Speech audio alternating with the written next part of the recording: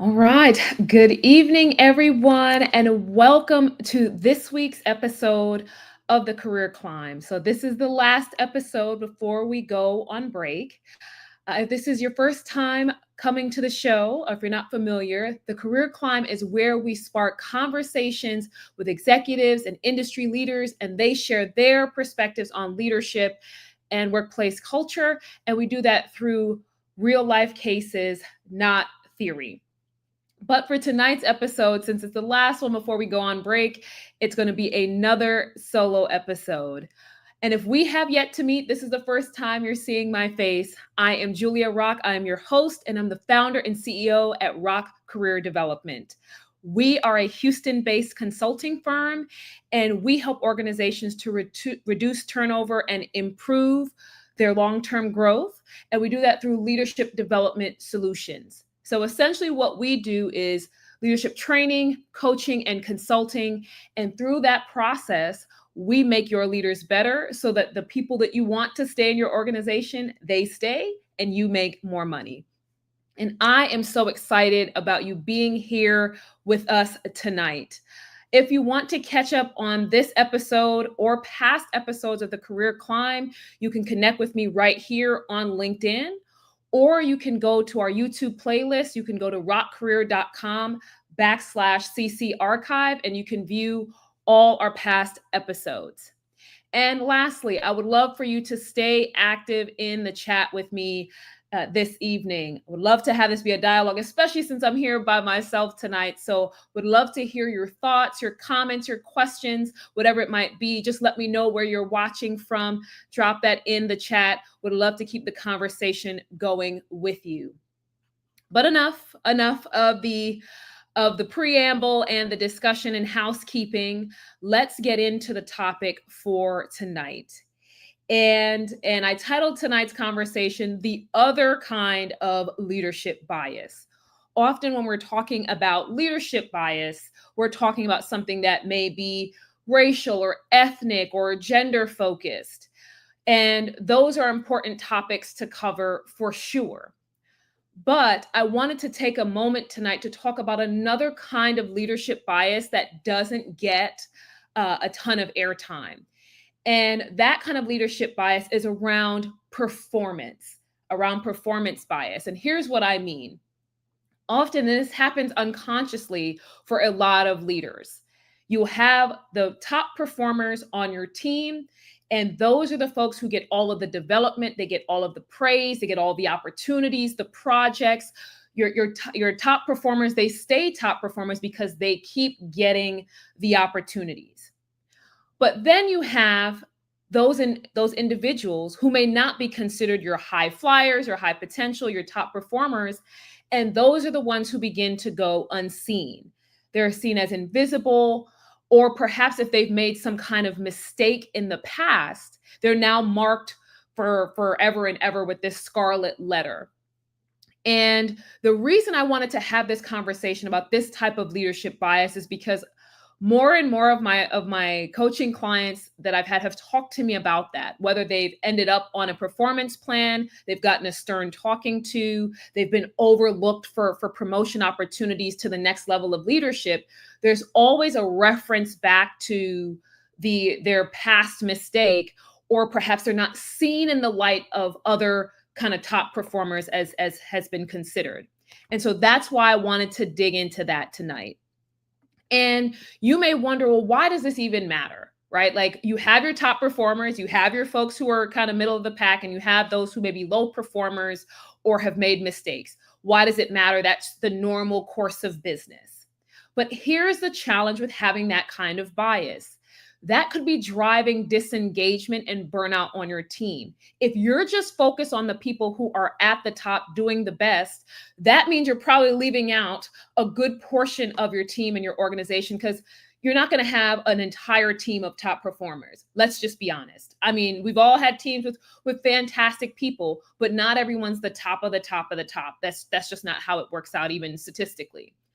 And so you could be driving disengagement and burnout within your own team because there are people who want to give, they want to contribute, they want to try something different, they want to show you what they got. and they're not getting a shot at it because your focus is just on the top performers. And on the flip side of that, you could be burning out your top performers. You could be burning out your strongest people because they feel like every opportunity comes to them. Their plates are already full, but because you see so much in them and they deliver at such a high level, things keep coming to them and they don't get room for a break. They're not going to say anything oftentimes because the idea is that if I'm a top performer, I don't want someone to think that I can't handle it. I will say that I have been guilty of that myself. There have been times where things have continued to come to my desk when I was in corporate, and I'm stressed, I'm tired, my plate is full, but I don't want to go back and say anything because I like being seen as a top performer. Like being seen as someone who can deliver. And so you keep taking it, and little by little, you start to burn out, get stressed out, and sometimes you can even get sick. I know that I've had moments in my life where my physical health suffered because I was just working that much. And so the key to solid leadership is really looking at where is the talent in my organization and how do I make sure that I'm maximizing all of this talent and not just the one or two or even top 10, that the entire organization is I'm maximizing their talent.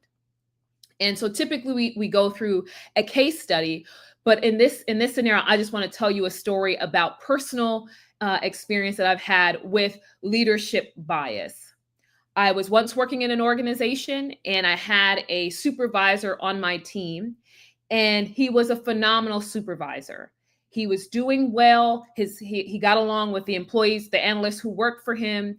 And when I got onto the team, and he and I had a conversation around his development. I think I had been there maybe about 6 to 9 months by then. And he and I had a conversation about his career opportunities. And he said, Julia, I'd like to step up to the next level of management. And we looked over his career history and so forth at the knowledge I had at the time. And I said, this sounds like a good next step. I'm happy to advocate for you with our staffing council. And so what happened at that time was I took his request and I took my opinion to the staffing council, and I said, hey, let's just call him Steve. Protecting names here. So let's just call him Steve. I said, Steve, is looking to become the next level of manager. Is there an opportunity for him to take that step up? Are there roles that are available? And so we looked at the slate and there were roles available. I said, great. So what do we think about placing Steve in one of those roles? The conversation came up, well, Julia, you weren't here for this, but 3 years ago, Steve had some challenges in another role where he didn't do well. He wasn't seen as well.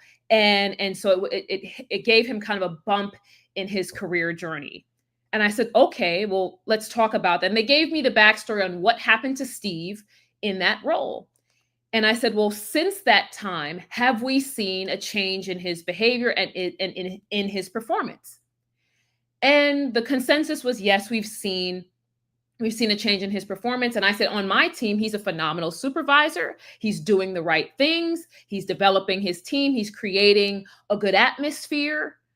So what's the holdup for Steve now moving forward? And they said, well, after that performance, we want him to get some more development and we want him to really work through that. And I said, well, how long does Steve have to work through that? It's been 3 years. And so there was a little bit of tension and conflict in that discussion, because for me, after seeing his performance and realizing that whatever the transgression was in that old role, it was 3 years ago, I couldn't understand why we would hold that against Steve. So unfortunately, I was outnumbered in that conversation. And so the next level up of management for Steve was given to someone else. And so what did I do? What did I do as a leader in that situation? I went to find other roles for Steve, because Steve and I had a very frank conversation about his unhappiness, about continuing to stay at the same level and not having any progression, and potentially looking for opportunities external to the company. And for me to lose a top performer or someone who's performing very well in the organization, for me to lose them simply because they're not being seen well or being haunted by a past mistake, that didn't make sense to me. So I said I would rather lose him to another area of the business rather than letting him leave the entire organization. We can always get him back in our group if an opportunity presents itself, but I would much rather him stay in the company and for him to have continued development, especially since he had been there over 10 years by that point. So what did I do? I went and I did some research in some other departments to find out what else was available. And another department and I had a conversation about, hey, is this a role that you think Steve could get into? They said yes. And ultimately, we worked the deal out so that Steve could be placed in that role. And I will say 30 days later, 30 days after Steve had assumed that role and got into it and started to build relationships and started to perform in that position, guess what happened? The boss of that group, the manager that I had spoken to originally, reached back out and said, Julia, thank you so much for sending Steve to us. He's a great asset already. He's already making a difference in our team, and we're so glad to have him. And I could not have been happier. I was so excited, and I made sure that I reached out to Steve to just say kudos for hitting the ground running in the new team. So why do I share this story? Imagine if I had left Steve in the job where he felt disengaged, where he felt like he was being unseen, that he had tried to improve his performance and no one seemed to take heed, that he kept this scarlet letter on his chest for 3 years and counting, and he couldn't get past it. Imagine if I had just left him there. What would have happened? We would have lost someone to another organization who had phenomenal talent and a great skill set. And so this is what I'm talking about when it comes to leadership bias. You may have phenomenal talent on your team who may have had a misstep, or perhaps there was a role misalignment. Often we think that performance is just, okay, is the person not capable? Do they not have the abilities for this? Do they not have the skill set for this? And it may be that we place them in a role that's misaligned for them and their strengths.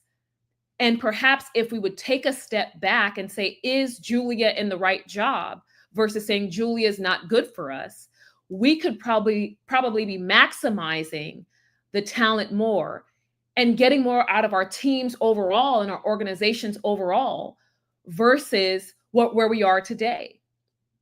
And one of the things that I will say is that when you put people in these new opportunities, when you give people a new lease on life or a new lease on their job, when they are given a chance to do more, they typically rise to the occasion. They typically rise to the occasion. Very rarely do people who are asking for a change in an earnest fashion, who are truly committed to delivering, very rarely are they going to go into the next role that you give them, the next opportunity, and blow it. Because they know that, hey, I asked for this. My boss is behind me. They're giving me a chance. I'm going to show them everything I've got. I'm going to get after it. I'm going to deliver. And that's how you're able to drive better engagement on your team. That's how you're able to drive better engagement across your organization. That's how you build better collaboration. That's how you build trust. If you are willing to take the time to see not just the high performers, not just the high flyers, when you are willing to look at everyone in your organization and see what their strengths and their gifts are, and you're willing to let go of past mistakes and things that they've done, you can build trust with them because people know that you see them as people who can evolve, who can change, who just need an opportunity to try something and bring some ideas forward. You may be surprised by the kind of creativity that they're able to deliver when you give them a chance. And so as we're talking tonight, I'd like for you to think about if you are a leader, whether you're a first line supervisor or you're in the C-suite or somewhere in the middle, I'd like for you to take that reflection point and ask yourself, how are you treating the members on your team? How are you supporting the members on your team? How is the work balanced in your organization? Is everyone Is everyone getting an equal opportunity? Or is your focus on developing just the ones who you think have potential? Here's the other thing I want to mention. There are some people who may have started out as top performers. There are some people who came in, as my dad would say, my dad's an old West Indian man, as my dad would say, when they were bright-eyed and bushy-tailed. And and you may have had people who came in who were high flyers and they were giving it their best early on. They had this spark. And then over time, the spark isn't the same. They're not delivering at the same level. They seem to kind of just fallen into the middle. And if you are a good leader and you have noticed that shift within an organization, it is your job to begin to figure out why. It may be that, hey, life has happened to them and they've needed that time of just, hey, I just need to coast right now as I get through some personal things in life. I'm still delivering, I'm still adding value, but I don't have the capacity to go after all the big things. Or there may be something else going on. It's the folks in the middle and those who you think may not be your top performers that could be giving you a lot more, but you have to be willing to take the time to have the conversation with them. The other thing is, if you are not having conversations with folks about what their career goals are, what their development plans are, what the opportunity is for them, that's another reason why performance may not be at the same place, because they're wondering, am I able to achieve my career goals in this organization anyway? I'm not being given the next step. I'm not given a new project. I'm not getting anything additional, no matter how much I ask, no matter how much I show up. So what is the point of me continuing to do this? I can still deliver, the widgets that are right in front of me. I can deliver those widgets, but I don't necessarily have to go above and beyond and show out because it's not going anywhere anyway.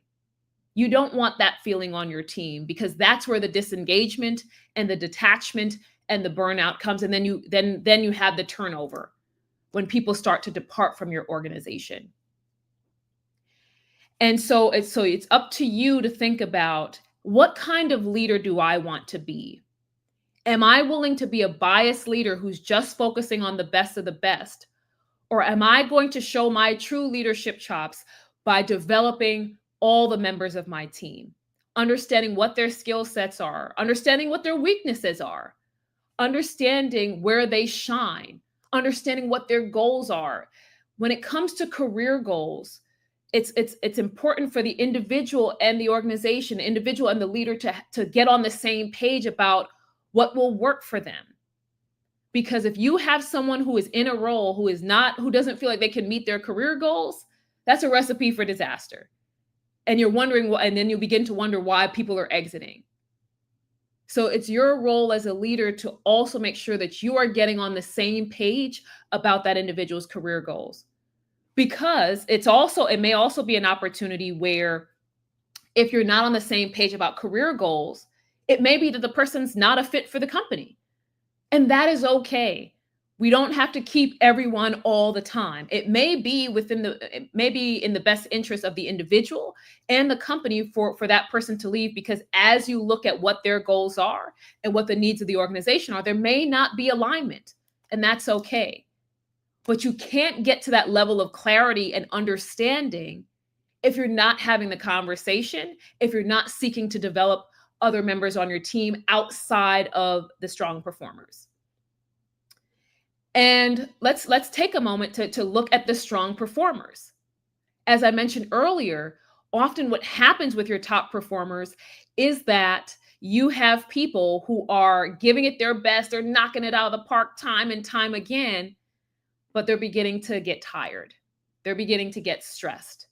They're beginning to get overwhelmed. And they don't have the heart to say anything because they don't want the opportunities taken from them, or they don't want to be seen in a bad light. But again, a strong, effective leader will have a sensitivity to, how am I balancing things on my team? I have placed 3 different projects on Julia's desk this week. I need to reset and make sure that she's okay. And I need to have an honest conversation with her. And I need to look at myself and say, is 3 projects really appropriate? Should I be getting her more help? Should I make this a collaborative opportunity within the organization to get more done and drive better results? Just because your performers can perform doesn't mean they need to perform all the time. They deserve a break, they deserve rest, they deserve balance, just like everyone else. It's almost like sometimes they're being penalized for being strong performers. It seems great at the outset where you're just like, hey, I'm getting all this opportunity, I'm doing all the things, right? But over time, it's like, am I being penalized because the reward for doing good work just seems like more work? And often what's happening to some of those strong performers is that they're not necessarily getting promoted either because they're such an asset in the role that they're in. So they're staying there and they're taking on and being piled on and they're delivering, but they may not also be getting the opportunity to move up. So that's another type of bias, keeping that strong performer where they are instead of letting them get the next opportunity. Because you may be thinking, hey, they can only perform here. This is what I've seen of them. And so you're holding back their progress. You're holding back their opportunity, their growth, their development. So the bias and the impact can go on both sides. It's not just the strong performers or those who are in the middle or those who've made mistakes.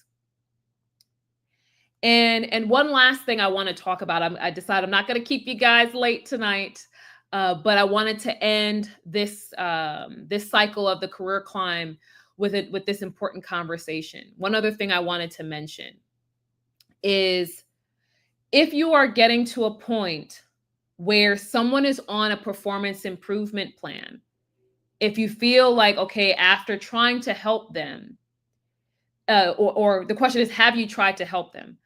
A performance improvement plan should truly be the very, very, very last step, resort, what have you. So if someone on your team is getting to a performance improvement plan, the reflection time that you should have is, what support did I provide this individual to help turn things around? And no manager is perfect. I have had individuals who've worked for me where I had to place them on a performance improvement plan to help them turn things around. It happens. But the question should be coming first, what work have I done to help this person overcome whatever the obstacle is? Like we talked about, is there a skill misalignment in the role, a fit misalignment? And skill doesn't always mean hard or technical expertise. It may just be there's soft skills that are required, whether it's effective communication or collaboration or whatever it might be, that they may not have fully developed. Is there a skill misalignment? Do they need more training on something? Are they just not a fit for your organization?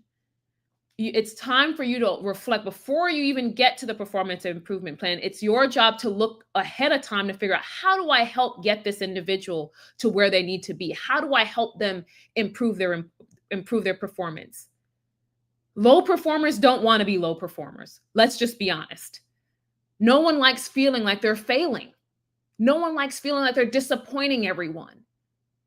So if someone is not performing at a high level, they're usually open to getting help and feedback.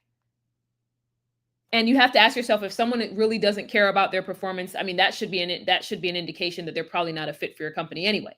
I'm talking about the people who may not be performing well, but they're open to getting the support and help. So it's up to you to think about, how can I make sure that I'm able to help this person turn the ship around? And I'm not just leaving them to flounder, and then come performance review time, I'm telling them that they're far below expectations and I've done nothing to help them. When you are a leader, your job, it's people work. It's people work. It's about, as the saying goes, you manage processes, you lead people. So if you've got people who are not performing, it's up to you as the leader to figure out, how do I lead them to the next step? How do I lead them to better performance? What do I need to put in their path to get them to elevate their level of performance, their level of results. What is it that I can do in my role? What conversations can I create for them? What training can I provide? What mentorship can I make available to them to help them be more successful?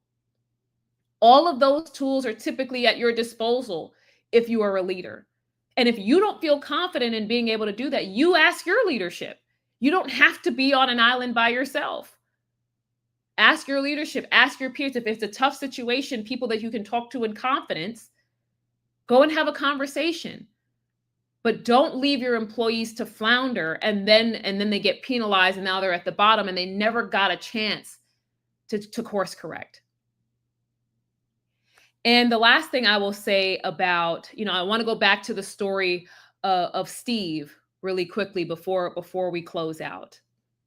Prior to me exiting the organization, I had a chance to check back in with Steve to see how things were going. And he was able to share with me some of the projects he had worked on and some of some kind of innovative, cutting edge things he was working on, because they were working on, I think it was business intelligence and some other things. And so he shared a little bit about the projects. But there was such a light in his face and just a certain level, of excitement as he talked about what he was doing. You could see that energy resurgence in him. And often when we think that the organization is burnt out and there's disengagement and the light has gone out, this may be an opportunity for you to bring that light back. Offering someone a new opportunity. Seeing the person who has now gone invisible because you feel like they're middle of the pack. Giving that person who had made mistakes a year ago, 2 years ago, giving that person another shot and allowing them to take off that scarlet letter. That's an opportunity for you to bring energy back. That's an opportunity for you to bring light back into your company. We try to do all the team building and the gifts and the parties and so forth. Those are gimmicks. Those are short-term solutions. You really want to see people show up and show out. Give them opportunity. Let them know that you've gotten over whatever the transgression was that they had. Let them know that they are being seen and heard and they're valued. And it's not just the people who have been performing well forever, the people in the middle, the people who may be slightly below. Let them know that you value their development as well. You value their contributions as well. That's where you're also going to be able to see more of the light and the spark and the energy come back. Because they're again, as I said, they get a new lease on life almost. And you'd be surprised at the horsepower you're going to get on a go forward when everybody's engaged and working hard and doing something different. When everybody feels like they can bring their ideas forward. When everybody feels like they're being heard and seen. When their talents and expertise are being recognized. When they're finally placed in a role that fits with their skill sets and their strengths. That's where you're going to see a greater amount of horsepower. And so for you as a leader, that takes weight off of your shoulders. Because if you've been trying to shoulder the burden of people who haven't been delivering, or you've been dealing with the physical or mental anguish for yourself, seeing a team that's disconnected and disengaged, this is an opportunity for you too to bounce back. Because now it's not just now your team is showing something different. Now they may be collaborating more. Now they're talking to you more. Now the door is open. And you see a different level of engagement and spark. So it's not just for your people, it's also for you to create a different experience for you as a leader. And I said this in one of my prior live streams. Trust is a game changer on your team. When you have gotten your entire organization to trust you and to follow you as a leader, there's no limit to what you can achieve with them, because they will go to work for you. Every leader that I have fully trusted, I have been willing to go to war for. Because I know that they have my back and they believe in me. And I'm like, I'm not going to let them down, because I know that they are willing to put themselves on the line for me every time. So I'm going to show up and show out, as I've said. And so with that, I want to round out tonight's conversation. So if you are listening and you are someone who is feeling unseen and unheard in your role, let this be your sign to restart the conversation with your leader. If you feel like it's been a while since you've had a one-on-one, it's been a while since you've had a discussion about your career plan or your development plan, this is a sign for you to go back and start that conversation, because you deserve development and support and career opportunity. You deserve to reach your career goals as well. And if you are a people leader who is listening, whether you're first line or you're in the C-suite or somewhere in the middle, this is your sign to take another look at your organization. If you're thinking that, hey, I'm not getting all I can out of the horsepower that I think we have, what's driving that? Could it be that there's some level of bias? It's not always cultural or racial or gender bias or age bias. It may be that you're looking at people through a different lens because they haven't performed on a particular thing here or there, or they're not, a high flyer. So they're just kind of in the middle and you don't really care to invest a ton of time in them. This is your sign to go back and look at your organization and see, where could I be better maximizing my talent? And how do I go about re-sparking them? And if you have questions about how to do that, that's why you have a leadership consultant who's right here, and an executive coach. But I'm willing to help you on that journey, because as you can see, I'm passionate about this, because I've seen firsthand, not just with my coaching class, in my career as a leader, I have seen the change that happens when people are given new opportunity, when the biases are removed and they are put at bat. They're ready to knock things out of the park, and they most of the time they do go ahead and knock it out of the park. And so with that, I want to say thank you for joining tonight's episode of The Career Climb. Like I said, this is the last episode before we go on break for the month of May. May is my birthday month. Really excited about it. So I won't be here. I will be doing birthday things all month. But I want to say thank you for your support over the past couple of months as I brought The Career Climb back. Thank you for your engagement and your participation, whether it's been directly on the live streams or afterwards with something that you've watched, those who've talked to my guests as well. I'm just grateful for the support of the program. I enjoy these conversations with you and excited to keep them going in the coming months after we get back from break. But as a serious kind of end here, if you are in need of support, if you are in need of leadership support, I do have executive coaching slots open. And so if you are looking for one-on-one support as to how do I do these kinds of things within my organization, and I want to know how I can show up as a better leader, send me a DM. Send me a DM, slide in my DMs, as they say, and let's have a conversation. And if you know for your entire leadership organization, your leadership team, that something needs to be done, let's have a conversation as to how my training or workshops or some of our consulting opportunities may be able to help your organization move forward. This is the time, with everything that's going on in the world, this is your opportunity to stand out as an employer. This is your time to show out as a leadership team, to say, hey, we believe in our people, we trust our people, we're willing to give them opportunities. So please feel free to reach out to me in the DMs, or you can send me an email at hello@rockcareer.com. Again, that email is hello@rockcareer.com. Thank you again for watching. Thank you for being a part of tonight's conversation. We will be back in a few weeks after I enjoy my birthday. Thank you guys again for watching, and have a great evening.